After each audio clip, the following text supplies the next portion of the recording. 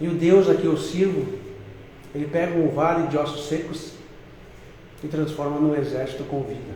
Amém, Jesus. Deus é o único que consegue pegar um vaso, triturar e transformar em algo melhor. Deus é o único que consegue pegar o teu coração e algo impossível de restaurar, Ele restaura. Por isso que hoje vai ter cura. Amém. Glória a Deus. Porque só amados amam e só perdoados perdoam. E só quando a gente chega num nível, e hoje eu entendo que eu passei a minha batalha, só quando a gente chega num nível de perdão que não tem como perdoar, de uma pessoa olhar para você e dizer assim, é impossível de perdoar isso. E você diz, o Deus que eu sirvo consegue perdoar. Então eu consigo para a honra e glória dele. O Deus que eu sirvo consegue restaurar a vida em ossos secos. Então nada é impossível para Deus. Amém, igreja? Amém. Hoje vai ter cura, hoje vai ter libertação. Agora eu entendi a minha batalha. Nós vamos falar hoje sobre responsabilidade dos pais. Eu quero que vocês prestem atenção na construção que o Espírito Santo me deu e na construção que Ele vai dar agora e nós vamos aprender juntos. Porque no final você vai entender a importância e a responsabilidade de um pai. É óbvio que numa mensagem tão forte e pesada quanto essa eu gosto de dar um spoiler. Qual é o spoiler? Um pai que não educa, um pai que não consegue colocar freio, consegue colocar a perder toda a sua família, inclusive se ela tiver promessa de Deus para servir a Deus para sempre. Pastor, pois bem, quando eu ler no final você vai lembrar desse profeta que por causa da morosidade e da conivência dele, ele relegou e aniquilou toda a sua descendência. Obedecer a Deus é a melhor coisa que você pode fazer na sua vida. Estou falando de experiência própria, um cara que por mais de 35 anos corcoviou no mundo inteiro achando que era inteligente. Na pregação de hoje, o Espírito Santo já me lembra para contar para vocês que eu era o cara que orava assim, Senhor, obrigado por ter me dado tanta inteligência, beleza e saúde. Não é brincadeira. Eu te agradeço. E ajuda os outros porque eles precisam. Viu como eu era burro? Por mais inteligente, mais belo, mais sadio que você seja, nada vai valer a pena, nem vai se sustentar nesse mundo se você não tiver Deus. Por isso que eu amo pregar para vocês, juventude. Aprendam isso rápido. Não sejam burros como eu fui. Mesmo com um QI altíssimo, eu fui uma besta. Quem confessa os pecados alcança misericórdia. Eu quero que vocês entendam que não tem como a gente se manter nesse mundo louco e insano se não for com a proteção de Deus. E não tem como a gente ter a proteção de Deus se não for obedecendo os princípios e a palavra de Deus. E eu quero dizer para vocês o seguinte, depois de 1 ou 2 anos que a gente vai moldando o coração, fica muito mais fácil de viver no mundo seguindo os preceitos de Deus. A gente é talhado desde pequenininho, a olho por olho, dente por dente. Agora, quando você troca isso por olho por oração e dente por bênção, Deus pode agir na tua vida. Essa que é a grande diferença. Vocês que são jovens, um dia serão pais e mães. Assim eu espero. É a melhor coisa do mundo. Mas hoje vocês vão entender o quão difícil é ser pai. E quanta responsabilidade tem. Mas também é maravilhoso. Pois bem, vamos começar entendendo que Jesus é o caminho, a verdade e a vida. A água viva, o pão da vida. Perfeito? A gente tem que entender isso de verdade, para quando a gente tiver um problema, a gente recorrer a quem? A Jesus, ao Espírito Santo de Deus. Ô pastor, você não sabe a dificuldade que eu estou passando hoje. Posso até não saber, mas eu quero dizer uma coisa, eu conheço o Espírito Santo de Deus, e eu sei o que Ele é possível de fazer. Deus, Ele nunca dá nada para nós que a gente não consiga aguentar, nem que seja no limite, nem que o joelho não comece a tremer, E aí você diz, Senhor! Aí ele, alivia. Mas isso se você estiver segundo os planos de Deus. Pois bem, em 1 Samuel 16, o Senhor disse a Samuel: até quando você irá se entristecer por causa de Saul? Eu o rejeitei como rei de Israel. Encha um chifre com óleo e vá a Belém. Eu o enviarei a Jessé. Escolhi um de seus filhos para fazê-lo rei. Jessé apresentou todos os filhos para o profeta? Não. Ele esqueceu só de apresentar quem? O rei. Por quê? Porque o mundo pode olhar para você, e ele olha, e o mundo já determina quem você é. O burro, o idiota, o gordo, o magro, o alto, o imbecil. Jessé, o pai de Davi. É esse? É esse? É esse? Não é nenhum desses. Tu tem mais um, né? Tem, mas ele é o que fica relegado lá no pasto, cuidando das minhas ovelhas. Essa é a nata da minha família. É assim que eu entendo quando Jessé apresenta os filhos. Olha, esses aqui são os meus filhos. Mas Deus não quer nenhum desses, e Deus não erra. Deus disse que era para fazer aqui. Tu deve ter mais um, né? Chama lá o guri que cuida das ovelhas no pasto. Para mim está líquido, certo como.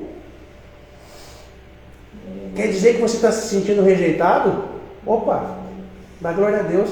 É um sinal que o mundo quer te esconder. Você entende que se você está se sentindo deslocado desse mundo, se você está vivendo num pasto longe, se você não se encaixa nos padrões, opa! Eu estou vendo uma semelhança com Davi. O pai de Davi tinha 7. Não, tu não vai para lá. O cara chega e diz assim: eu quero ungir um dos teus filhos como rei. Ele chamou todos? Não, chamou só os 6. Porque com certeza é um desses. Ei, por mais que o mundo te esconda, por mais que o mundo te tape, por mais que o mundo te coloque no pasto, por mais que eles olhem para você e não acreditem, Deus sabe onde tu está. Deus conhece o teu valor. Deus sabe quando e o momento certo de te encontrar. Você entende que nós temos que ter a consciência disso? Deus nos conhece antes de nós sermos matéria. Deus me conhecia antes do meu pai existir. Deus conhece o meu ontem, o meu hoje e o meu amanhã. Você acha que Deus não vai me achar na hora que Ele precisar? Mas será que eu vou ser obediente como Davi, de vir, receber o óleo e o pai dizer: agora tu volta para o pasto? Porque ele não foi recebido em casa com festa. Você entende que quando você é separado, o mundo já te julga? E quando você é escolhido e ungido, aí sim o mundo te ataca? Porque vamos um pouquinho mais para frente. Davi foi para o pasto. Aí deu a guerra, tem Golias, está todo mundo com medo. O Davi chega e diz: eu vou lutar. Os irmãos dele dizem assim: esse guri é o cara, estava no pasto, Deus chamou, botou, ungiu, é o próximo rei. Vai, meu irmão! Os caras parecem louco, velho, vai morrer. Quer dizer então que se o mundo ataca o que eu estou fazendo? Opa! Se você está ganhando aplauso do mundo, você está junto com o mundo. Eu quero estar junto com Deus. Eu quero que o mundo me ataque. Quanto mais o mundo bater em mim, mais feliz eu vou ficar. Dói, é óbvio. Algumas dói muito mais do que outras. Agora a gente tem que ter a consciência que o escolhido por Deus é protegido por Deus. Deus sabe como fazer, aonde fazer e a hora que fazer. Só que o mundo vai te bater. Só que o mundo vai tentar te esconder. O mundo vai tentar te atrapalhar. Você entende por que a nossa luta é um pouquinho maior? Porque na hora que você coloca os pés dentro e diz: eu sou filho de Deus, Deus me guia, o Espírito Santo te toma, ninguém te para. O mundo não consegue atrapalhar o Filho de Deus dentro da palavra sobre a mão de Deus. O mundo consegue atrapalhar o Filho de Deus que se desvia de Deus. Davi pecou, colocou o pecado de traição dentro de casa, viu? Quando ele foi para o mundo, quando ele achou que ele era mais, o mundo conseguiu vencer um pouquinho. Essa que é a diferença. A gente tem que ter a certeza, a plena certeza de que Deus nos conhece, Deus nos guarda E Deus sabe o momento certo de nos chamar. Então, se você está se sentindo escondido, se você está se sentindo deslocado, parabéns. Bem-vindo ao corpo de Cristo.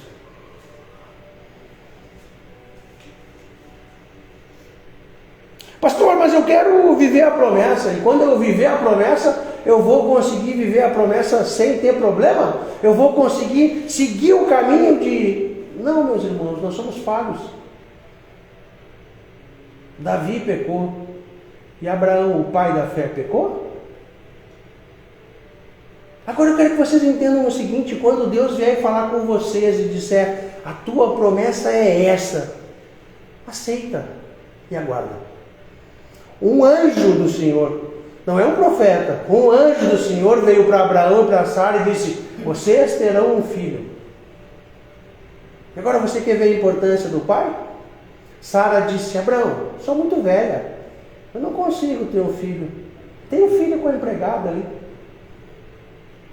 Abraão devia ter dito não. Mas Abraão teve um filho com a empregada. Foi ajudar a Deus. É sério que alguém aqui acha que Deus precisa de ajuda? Se Deus fez uma promessa, você acha que Ele não vai cumprir? Ele fez céu, terra. Ele fez as leis da física. Ele decide sobre a vida e sobre a morte. Você acha que Ele precisa da nossa ajuda para alguma coisa? Se Ele falou que nós vamos daqui até lá nós vamos. Por que fica torta as escritas de Deus? Porque nós, seres humanos, começamos a tentar entender. Abraão e Sara, acho que não é comigo a promessa, acho que é com ela. O anjo não disse, vocês terão um filho com ela. O anjo falou, vocês terão um filho, Sara e Abraão. Você consegue esperar a promessa se cumprir? Mais do que isso, ao invés de esperar a promessa, você consegue esperar a promessa se cumprir sem murmurar e sem rir? Porque Sara riu. Disse, é impossível. Como impossível? Eu sou Deus. Então eu quero que vocês entendam. Primeiro, você vê a responsabilidade do pai? O pai devia ter dito não. Abraão devia ter dito não. Davi devia ter dito não. Adão devia ter dito não. Quem pegou a maçã? Eva. Quem mordeu? Os dois. Quem Deus chamou para conversar? Adão. Abraão e Sara receberam a promessa. Quem que tinha que sacrificar Isaac? Abraão. Você entende que a responsabilidade do pai... Ai, pastor, tu é machista? Não. Eu sou biblicista. E na Bíblia cada um tem o seu caminho. Na Bíblia cada um tem a sua responsabilidade. Só que o mundo hoje ataca demais o homem. Quer tirar a responsabilidade, quer tirar a macheza, quer tirar... Não, irmão, nós temos que ser homens. Homens com H maiúsculo, homens com certeza do que faz, homens que protegem a família. E proteger a família é educar os filhos. Juventude tem que entender que às vezes o pai pode se comportar de uma maneira errada. E alguns se comportam de uma maneira muito errada. Mas a pressão sobre nós às vezes é insalubre e insana. Eu tenho certeza absoluta que nenhum pai levanta de manhã cedo e diz, serei hoje maldoso.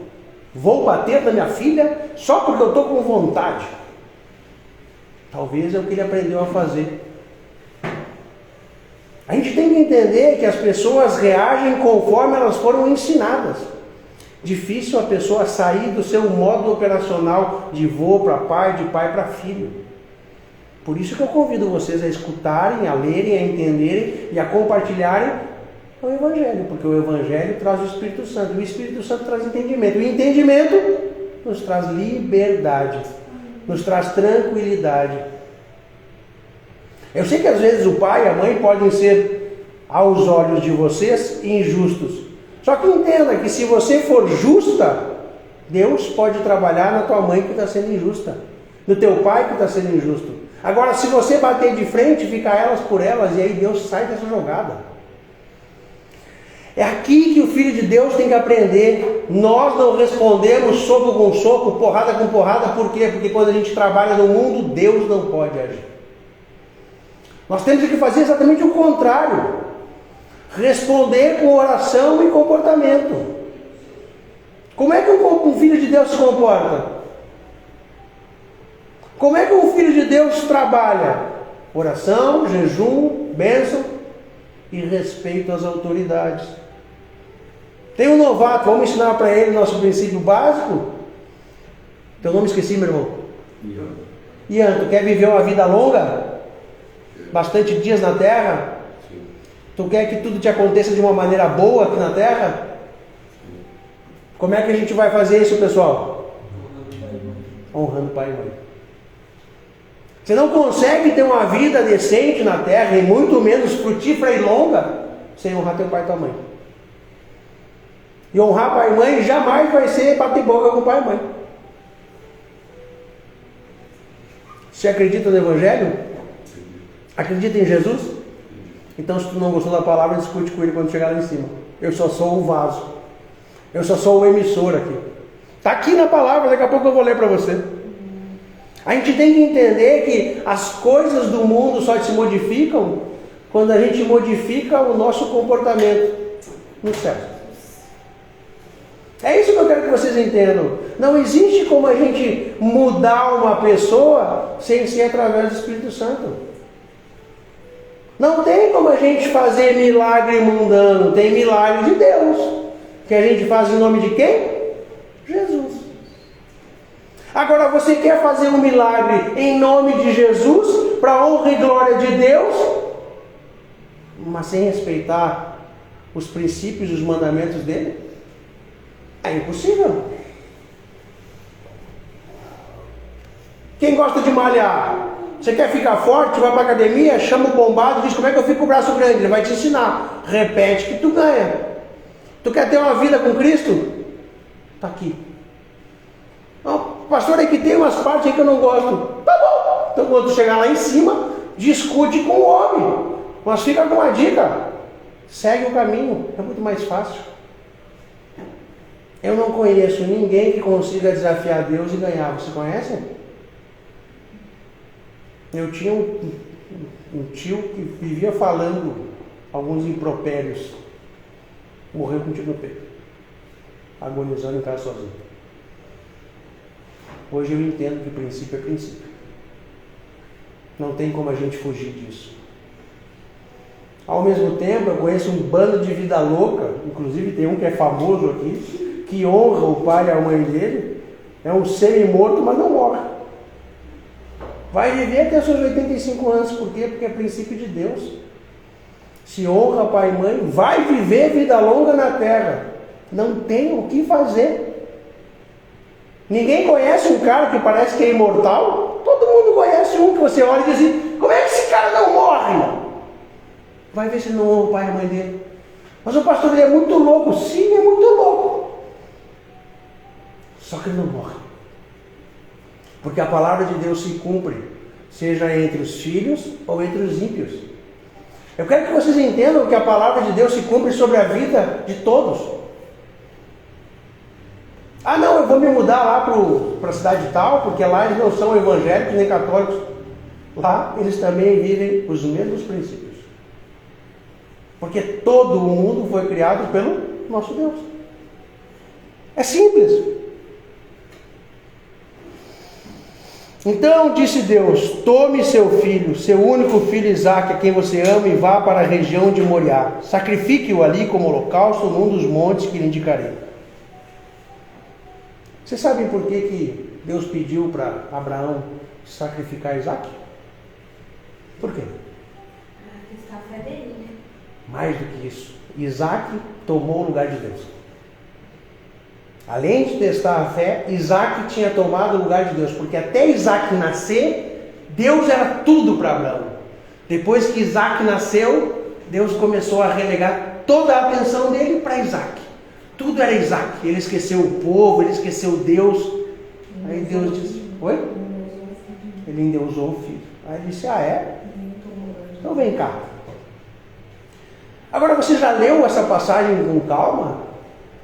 São 3 dias e 3 noites do pai carregando o filho, uma mula, fardo de uma machadinha, uma faca e os escravos. Chega no pé do monte, só tem o filho, o feixe de lenha, a faca e o pai. E o pai olha para o filho olha para o pai e diz: cadê o cordeiro? Você nunca tinha se dado conta disso, né? Você imagina teu filho olhando para você: pai, cadê o cordeiro?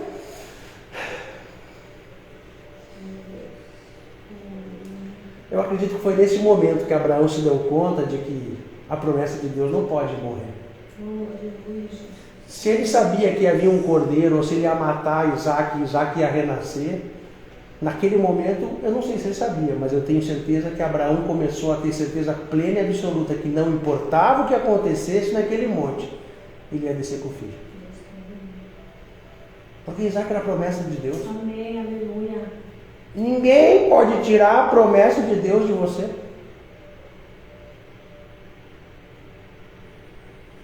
Agora você imagina a dor de um pai levando 3 dias e 3 noites um filho para o holocausto. Você sabe o que é um holocausto? Você mata e queima tudo. Só sobra cinza. Antigamente eles estavam acostumados a fazer holocausto.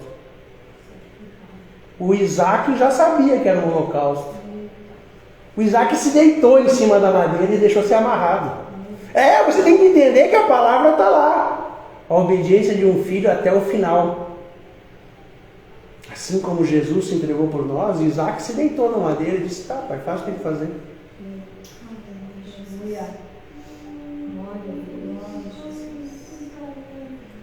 É forte. Claro que é forte.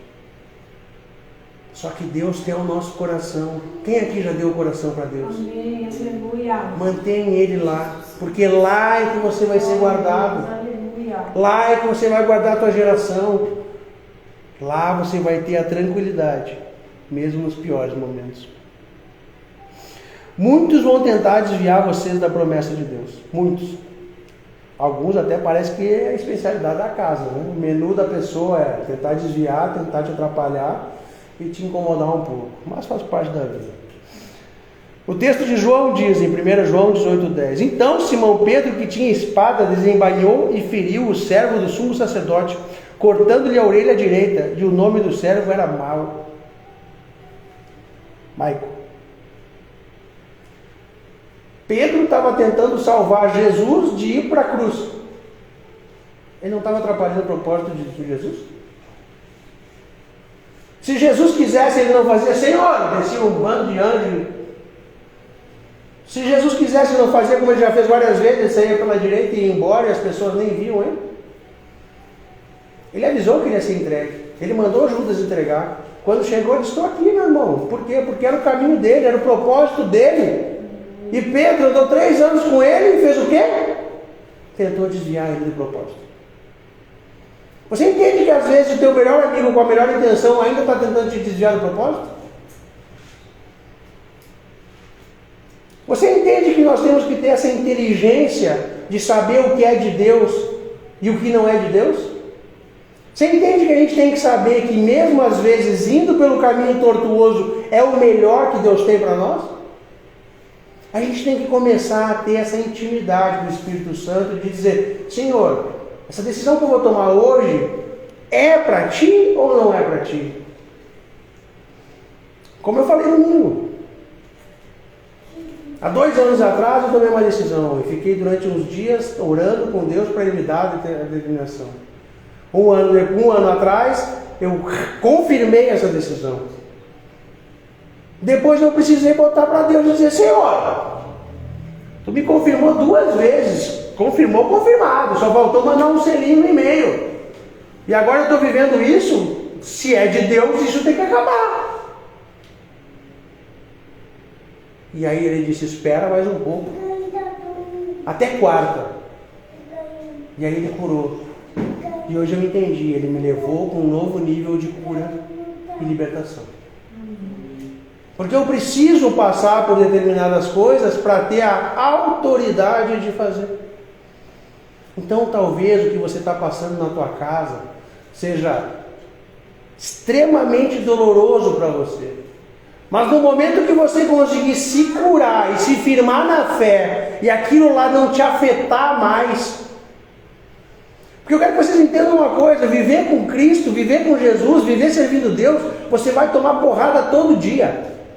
Às vezes dói, às vezes não dói. Agora, se você conseguir entender que a tua vida com Deus, quem determina é você, e aí você para de de tomar porrada de fora e reagir, você chega para um outro nível. Essa que é a questão. Porque nós vamos chegar daqui a pouquinho nos pais, e às vezes o pai vem na rua, apanhou no trabalho, apanhou no fornecedor, apanhou, chega em casa e tem que entregar amor. É difícil, irmão. O cara está no veneno. Tudo que a gente quer é sentar no sofá. O dia que tu chega em casa e diz que quer sentar no sofá, do cachorro, do vizinho até a esposa, todo mundo por isso vestido de Senhor. Hoje não. E no dia que a gente está mais feliz, vamos fazer uma maravilhosa coisa com a família, você tem que dar um castigo. Pô, senhor, quando é que eu vou ter folga? Nem quando morrer. A gente nasceu homem, irmão. Já era. Assume a bronca. Faz parte do processo. Comece a gostar do dia a dia. E quando der uma folguinha, a gente dá a glória a Deus. Faz parte. É isso que eu quero que vocês entendam. Ser pai é o dia inteiro o cara tomar porrada, chegar em casa e tem que bater de leve. A vontade é disso. Não. Tem que ensinar.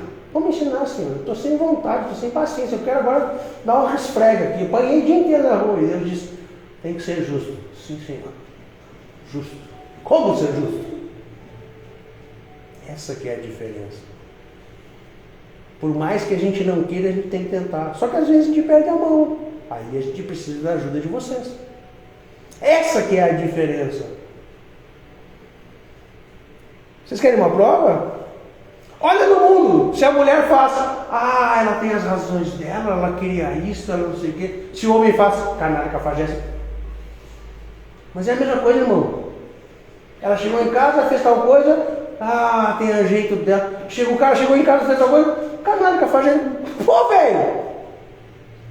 Se até o mundo te julga assim, faz parte. Antes de eu ir para a palavra dura, eu vou ler Efésios 6, de 1 a 4. Filhos, obedeçam a seus pais no Senhor, pois isso é justo. Honra teu pai e tua mãe, este é o primeiro mandamento com promessa, para que tudo te corra bem e tenhas longa vida sobre a terra. Pais, não irritem seus filhos, antes, criem-nos segundo a instrução e o conselho do Senhor. A melhor coisa do mundo está ali, escutando a palavra desde pequenininho. Quando crescer já está no caminho certo. Porque a palavra do Evangelho vai entrando.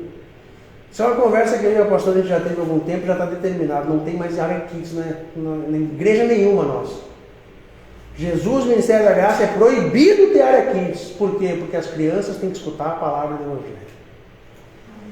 Hoje de meio-dia a gente estava conversando sobre raiz morfológica da palavra em hebraico.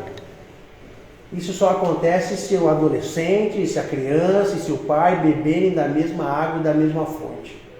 Tem que todo mundo estar junto no mesmo caminho. Tem que estar todo mundo entendendo a mesma palavra, para estar todo mundo construindo o mesmo conhecimento e entendimento da Bíblia. Você entende que você vai conversar sobre a raiz morfológica de um pedacinho da Bíblia? Isso é vida, meu irmão. Em vez de você falar de futebol, de novela, de cabelo azul e de não sei o quê. Já diz o Senhor, coloca no caminho certo desde pequeno, que quando tiver velho ainda está bem. Essa que é a diferença. Mas pastor, tu falou que o pai tem que educar, porque se não educar... Todo mundo conhece 1 Samuel 2. Falei domingo passado sobre Ana e Eucana, e na verdade era Ana e Penina. Errei, ninguém me corrigiu, né? Vocês são fogo, igreja. Pastor, eu queria, mas eu não podia. Olha que podia. Eu estava aqui. Não. Bem pelo contrário, eu falo para vocês sempre, me corrigem. Eu estava extremamente cansado domingo. Vocês estão aqui para me ajudar. Eu não sou o dono da verdade, pelo contrário. Domingo eu estava exausto. Eu te peço na próxima vez, levanta e me corrige. Pastor, não é Ana e Eucana, é Ana e Penina. A próxima agora eu já sei. Por favor, vocês têm toda a autoridade, eu não sou mais. Na verdade, eu sou mais cobrado. Só isso. Entendeu? Eu preciso da ajuda de vocês para continuar no caminho, é o que eu digo. Se tu te deu conta, devia ter me... Pastor? Não, vontade eu tenho, mas aí... Então a próxima vez, por favor. Ana e Eucana tiveram um filho, Samuel. Samuel foi lá para baixo das asas de um profeta. Qual profeta? O profeta Eli. O profeta Eli era injusto, mas a casa dele tinha a promessa de servir a Deus para sempre. Eli ficou preguiçoso e deixou os filhos desregrados. Eles roubavam e afrontavam, faziam sexo com as mulheres da igreja, roubavam a carne antes de ser queimada. Eles eram injustos com os filhos de Deus. Samuel transmitiu a Eli que ele seria exterminado junto com os dois filhos no mesmo dia. 1 Samuel 2, de 12 a 21. Quem quiser acompanhar.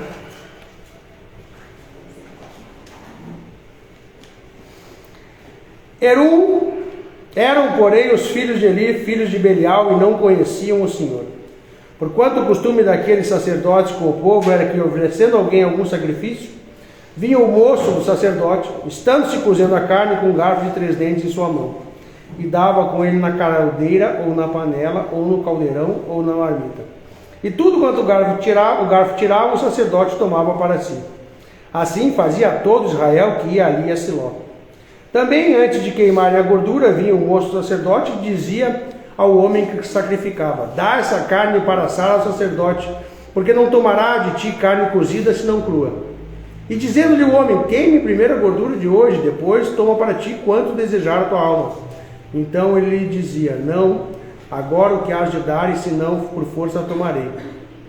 Era, pois, muito grande o pecado desses jovens perante o Senhor, porquanto os homens desprezavam a oferta do Senhor. O Senhor falou com ele. Ele sabia de todos os pecados dos filhos, e ele não tomou providência. Um belo dia, o Senhor tomou providência. Matou Eli e os 2 filhos ao mesmo tempo. Vocês entendem como a coisa mais difícil, mas a mais amorosa que o pai pode fazer é corrigir os filhos? Às vezes o pai é injusto, às vezes o pai se excede, mas aí vocês têm que perdoar, porque às vezes a carga sobre ele é gigantesca. As batalhas do pai, além de sustentar a casa e aguentar todas as afrontas do mundo, às vezes é aguentar um pouquinho de conversa da mãe dele, da tua mãe, aguentar as tuas loucuras, e às vezes ele está com as coisas não andando muito bem. Não é justificativa, mas isso é vida.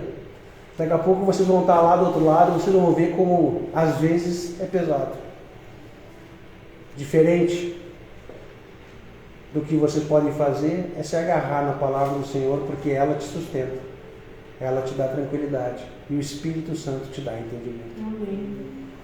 Só que a gente tem que saber também que é dando que se recebe, e a gente tem que entender a coisa mais importante nesse momento. Assim como você julgar, você será julgado.